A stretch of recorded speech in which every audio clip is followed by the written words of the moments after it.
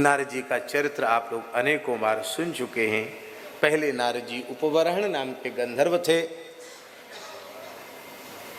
ब्रह्मलोक में पहुँचे भगवान की लीला का अभिनय करने के लिए, पर ब्रह्मलोक की अप्सराओं की ओर उनका मन आकृष्ट हो गया और उनको हाव भाव कटाक्ष से अपनी ओर आकृष्ट करने लगे। यह अवज्ञा हुई ऋषियों की, ब्रह्मा जी की, और उस अवज्ञा का परिणाम हुआ कि उन्हें धरती पर गोप गृह में उनको दासी पुत्र के रूप में जन्म लेना पड़ा। इससे एक बड़ी ऊंची बात है महाराज जी कि लीला करने वाले, भगवान की कथा करने वाले, उनकी दृष्टि और उनका अंतःकरण बहुत पवित्र होना चाहिए। देखो नारद जी लीला करने ही तो गए थे ब्रह्मलोक में, मंडली थी उनकी, उपवरहण नाम के गंधर्व थे, मंडली के स्वामी वही थे, पर अप्सराओं को देखकर उनका मन आकृष्ट हुआ और उनको वो अपनी ओर आकृष्ट करने लगे। इसी से उनका ब्रह्मलोक से पतन हो गया। यह बात बिल्कुल सत्य है कि हम शुकदेव जी नहीं हो सकते, ना हम हैं, पर जिस आसन पर गुरुजनों ने, संतों ने, वैष्णवों ने कृपा पूर्वक बिठाया है, वह आसन किसी मनुष्य का नहीं है।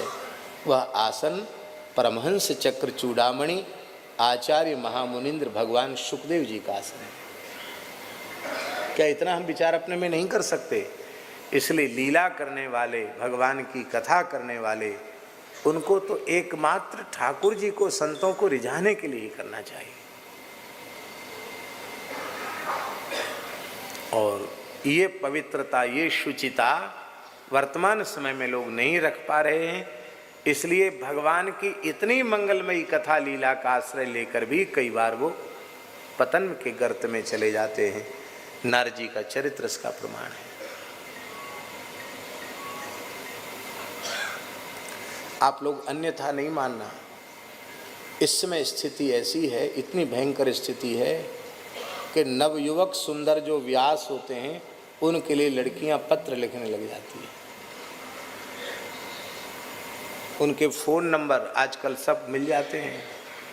फिर उनसे संपर्क होने के बाद फिर कितना गहराई में पतन होता नहीं कहा जा सकता। इसलिए भैया वक्ताओं को बहुत सावधान रहने की आवश्यकता है।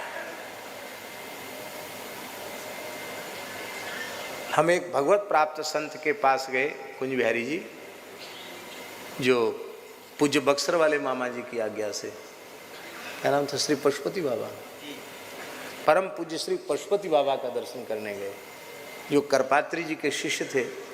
और स्वामी करपात्री जी ने ये कहा था कि इनको सन्यास लेने के पूर्व ही भगवान का साक्षात्कार हो गया था। बहुत अच्छे महात्मा थे। हम उनके पास दर्शन करने गए, अति वृद्ध थे। उन्होंने कहा क्या करते हो? उन्होंने कहा संतों ने आज्ञा दे रखी, कुछ कथा प्रवचन करते हैं। बोले जीवों के कल्याण का इससे श्रेष्ठ कोई मार्ग नहीं है, साधन नहीं है। जीवों के परम कल्याण का साधन है। पता नहीं क्या हुआ, थोड़ी देर बाद बोले पर इस मार्ग पर चलने वालों में से कल्याण बहुत कम लोगों का हुआ है। हम तो बड़ी श्रद्धा लेके गए थे, उन्होंने ये बात और कह दी। तो हमने कहा महाराज जी हम समझे नहीं आपकी बात को।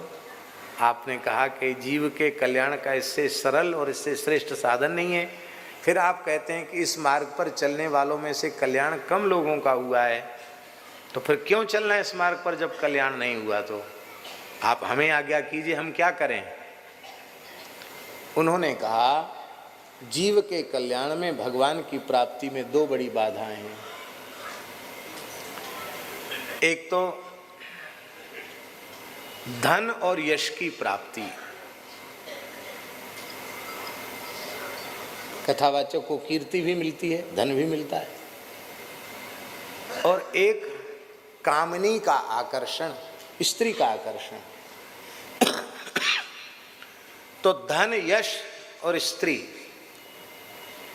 प्रायः इनके आकर्षण में फंस करके और इस मार्ग पर चलने वाले लोग अपना सर्वनाश कर लेते हैं।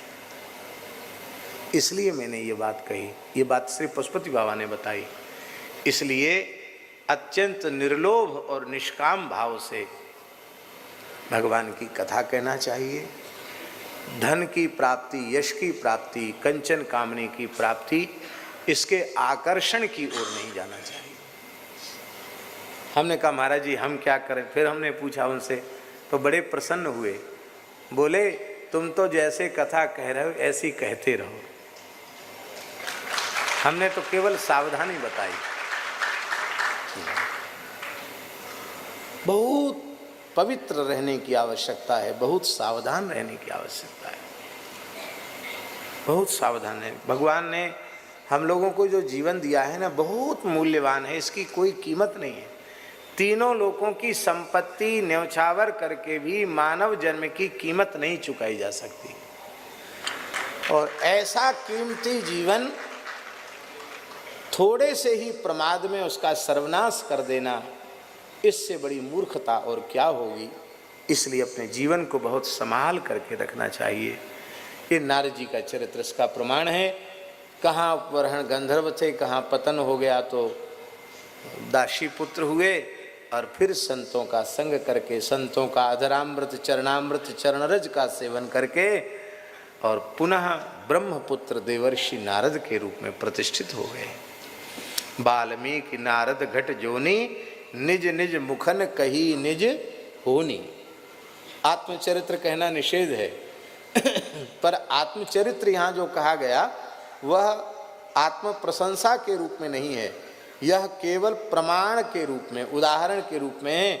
नारद जी कहते मुझको देख लो, ब्रह्मलोक तक पहुँच गया था, लेकिन इतनी सी मलिनता के कारण नीचे आना पड़ा, और फिर संतों का उच्छिष्ट पाया, इतना नीचे गिर गया। अब देखो भगवान का पार्षद बन गया। माई मेरे श्याम लगो